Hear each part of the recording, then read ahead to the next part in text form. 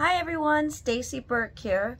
Just poking my head in because I got questions if I saw or heard the Girls Next Level podcast with Marston Cooper. And yes, I did. I saw part 1 and part 2. In fact, during part 1, I did start videotaping my reactions to it. But that's when I was working at the pumpkin patch and I was working like long hours. So I did do a video about it, and I haven't updated any commentary since the second half. But I don't know what I want to embellish because I haven't even reviewed what I said. What you're going to see, I'm going to put at the end of this right now.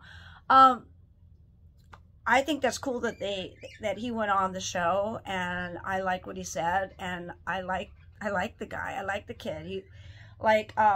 When I knew them, when I was living there, they were kids and they were having fun, and you know, they were pranksters and stuff like that. They were, you know, they were like kids, you know, not quite like teenagers, barely teenagers, you know.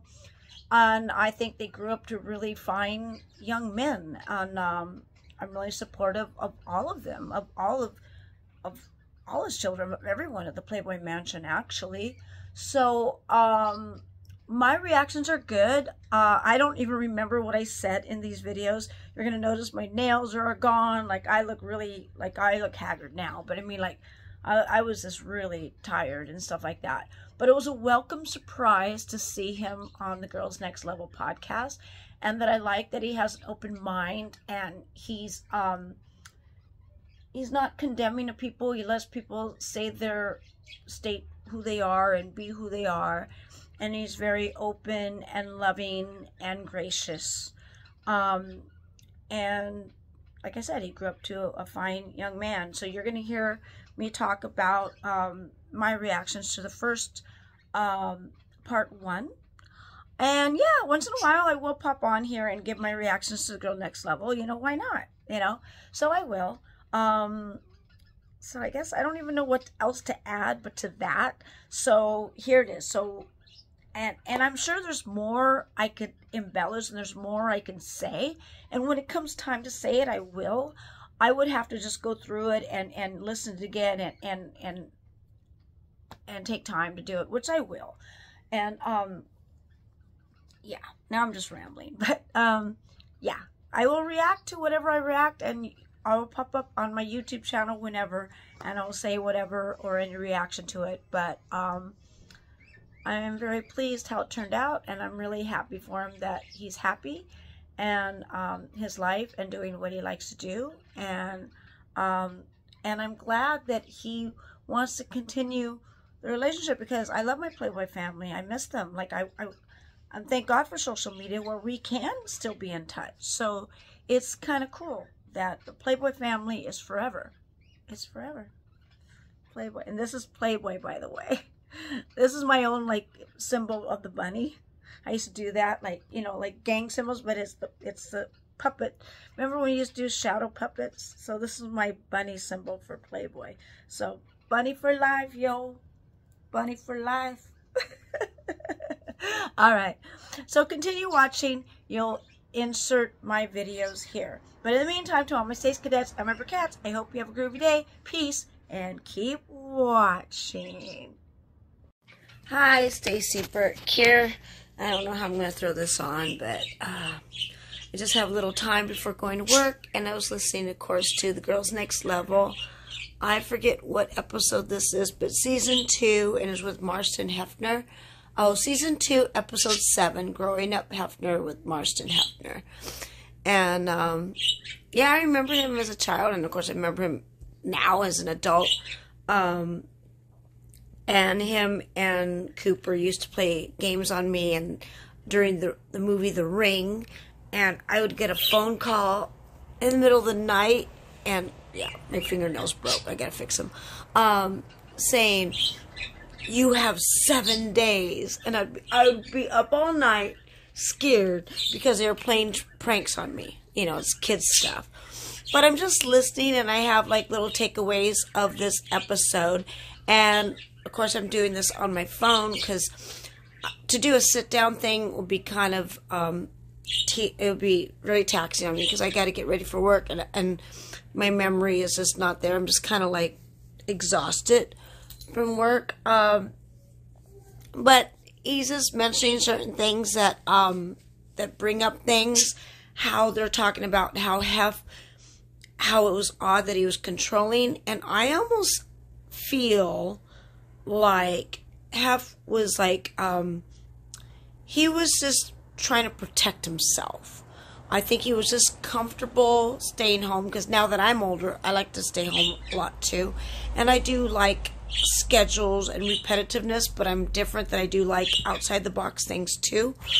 But I think he was just, yes, he was controlling Hef, but I also think that a lot of it was he was just protecting himself. So yes, Hef was controlling, but I also think that was his way for him protecting himself from hurt. Not saying people would hurt him. I'm talking about his perspective of hurt. Like, he liked to live in this bubble. He loved old school Hollywood. He loved certain things. He loved a person, like a narrative. He liked to live a certain way, whether it was true or not. He wanted the perception that he lived a certain way, and he tried to live up to the perception because he wanted that perception. That is how he wanted to live his life. And so he controlled it so much that it was, I think it was a protective mechanism for him. And I'm also proud of myself that I got him to try different foods, because on my birthday I wanted to go to Marrakesh, which is a Moroccan restaurant, and he didn't bring his food, so he was forced to kind of eat odd food. He didn't like it all, but he did get to try it, so I have a little feather in my cap that I got him to try certain things. And I was kind of interested in hearing Marston perceptions too, because I didn't know he stayed at the mansion in his college years. I didn't know about that, and I'm sorry that the staff treated him badly, and I'm learning about certain staff members and certain things that I wasn't aware of, and I can't wait to hear part 2.